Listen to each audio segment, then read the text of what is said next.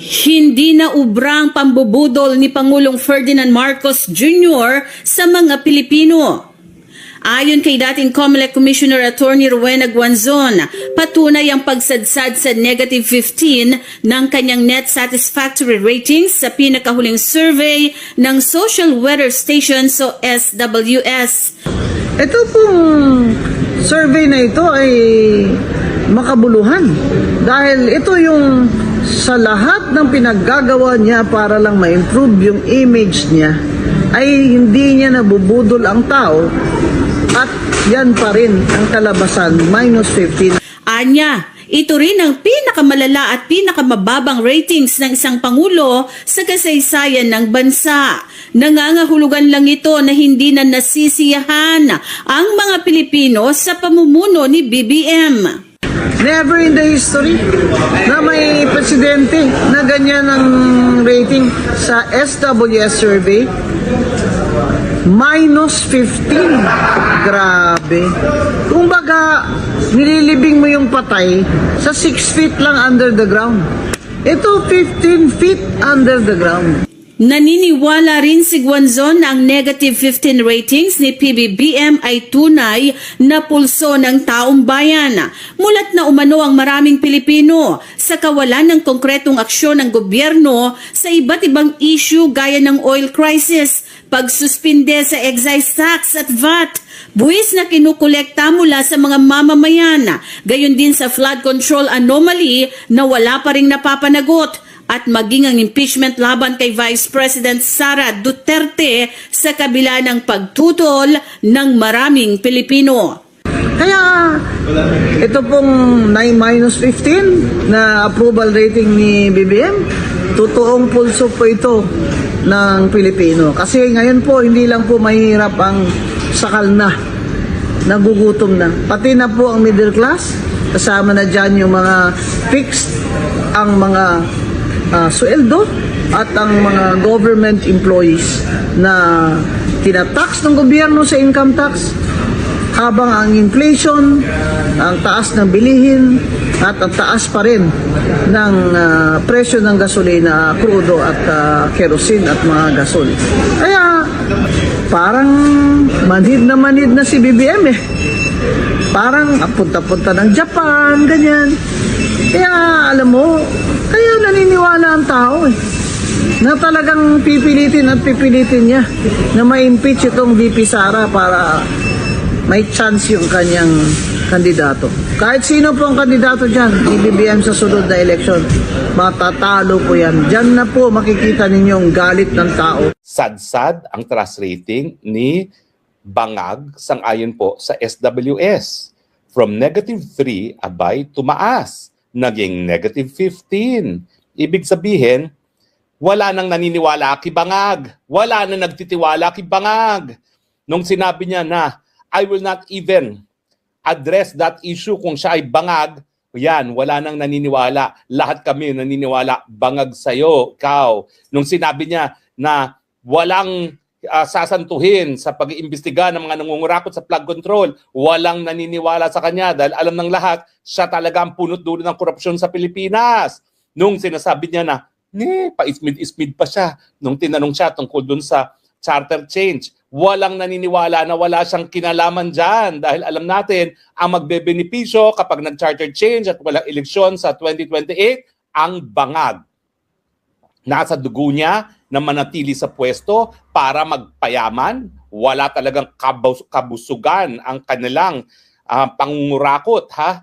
At siyempre, ang nais niya, Marcos forever, Marcos 2.0. Hindi pa sapat.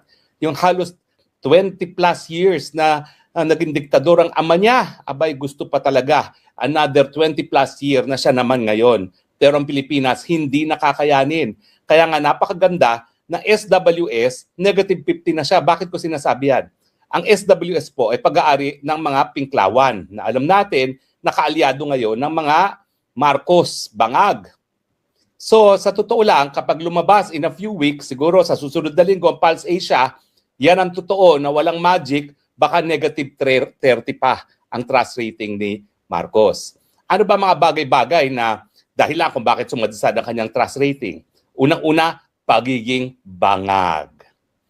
Bangag, bangag, bangag, ngiwi, ngiwi, ngiwi. Ayaw ng tao, ng presidente ay bangag. Dahil kapag ikaw ay bangag, wala kang solusyon na maibibigay sa problema ng taong bayan.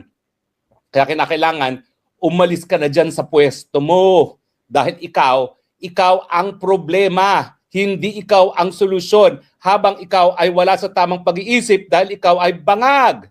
Ano pang dahilan sa negative 15? Dahil ikaw talaga ang ulo ng korupsyon. Booking ka na. Ikaw ang nagpapalagay ng mga insertion sa pangtaunang budget at ikaw din ang kumukubra ng 25% sa lahat ng mga proyektong infrastruktura na ikaw ang nag-insert sa pangtaunang budget. At siyempre, yung confidential fund na linalapa in excess of 5 billion annually na walang nakatingin at walang nakakaalam kung paano mo binubulsa yan. O, nagtataka ka pa kung bakit negative 15.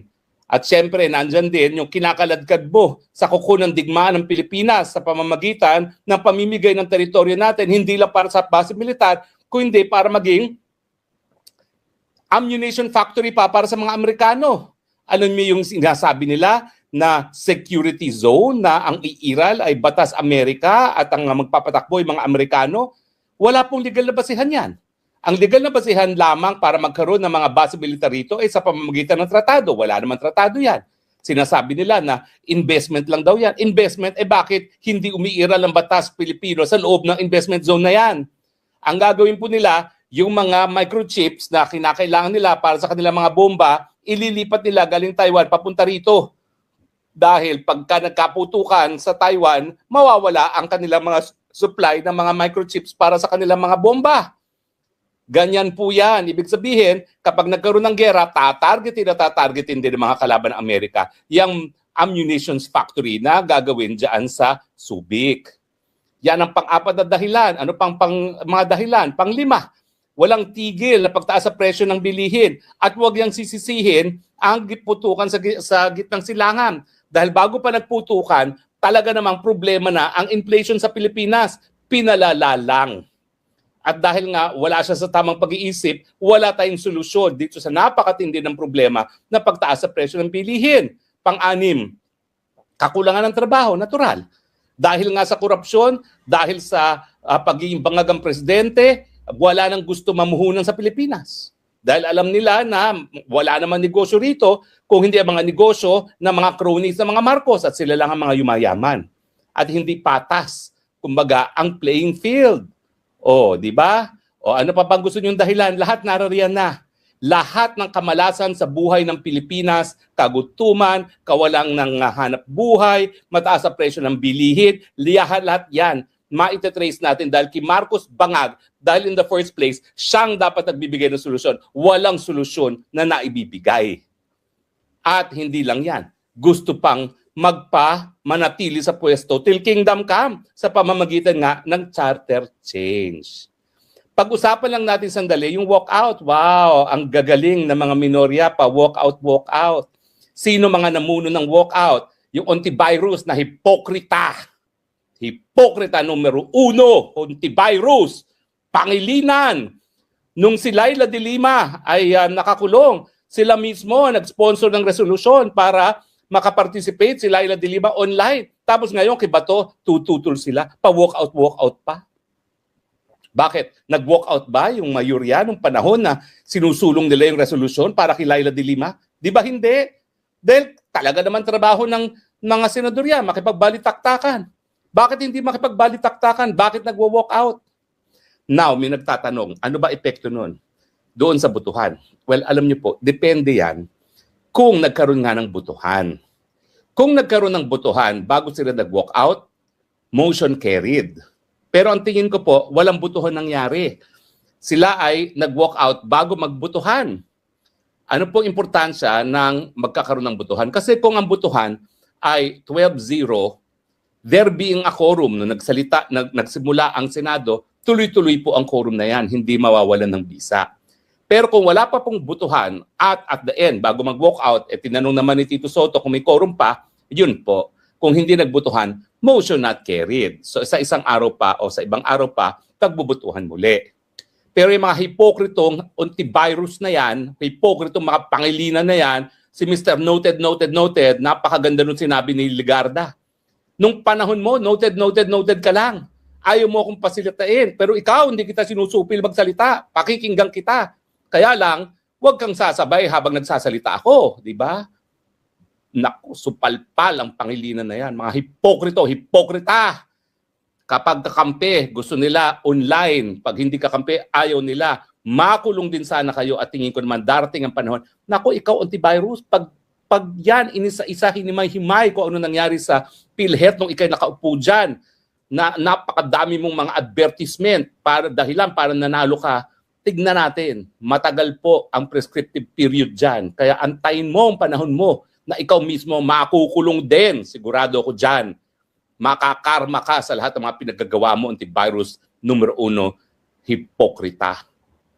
Abay, nakikipagbalitaktakan pa sa abogado. Totoo namang wala alam sa batas. Lahat naman ang alam niya na sinasabi sa Senate floor ay meron siyang binabasa. Index card o di naman kaya yung telepono niya. Yung kanyang chief of staff ang taga-sulsul sa kanya kung anong sasabihin. Para sa mikropono ng kanyang chief of staff, "Hoy, ang binoto ikaw, hindi yung chief of staff mo. Bakit yung chief of staff mo lahat binabasa mo doon? Wala ka sariling utak. Huwag ka sanang tumakbo kung wala ka sariling utak. Kung ang utak mo ay portable, courtesy of your chief of staff. Wala kang karapatang umupo dyan. Dahil ang tao naghalal para doon sa mga tao may sariling pag-iisip, hindi mga taga-basa lang gaya mo. Dapat ikaw talaga nagteatro ka na lang dahil yan ang ginagawa mo. Ang buhay mo sa Senado, teatro ka lang. May script ka, taga-basa ka lang. At pa-acting. Ang pangit pa ng acting mo. Akala mo natutuwa kami sa iyo. Hindi. Bulok. Anyway, salamat po sa patuloy na pagtangkilik sa Spokes Hour, maski paminsan-minsan tayo high blood pressure. At talagang busit naman ako dyan sa minoryang yan dahil yan ay mga traidor. Mantakin nyo, wala rin nangyari sa Senado, natake yung Senado, nagputukan sa Senado, kasalanan pa ng mga tao na naroon na kamunting natamaan ng mga putukan. Di ba mga flip? Yan ba ang hinalal natin? Yan ba ang mga bilyon-bilyon ng kurakot? Na dapat nakikipagbalitaktakan para sa mga solusyon sa problema, pero anong ginagawa? Sabwatan lang sa bangag na presidente. Ay nako, mga Pilipino, gumising na kayo. Kinakailang talaga sisantihin ng bangag, buwagin na itong saligang batas nito nang mawala na yung Senado na yan at mga congressman na yan at magsimula tayo from scratch. Sana naman, pag tayo nagkaroon ng pagkakataon na magsimula from scratch, matuto na tayo sa kasaysayan. No more Marcos, no more congressmen, no more senatongs. Siguro sa susunod, pag-usapan natin kung anong dapat maging itsura ng bagong saligang batas.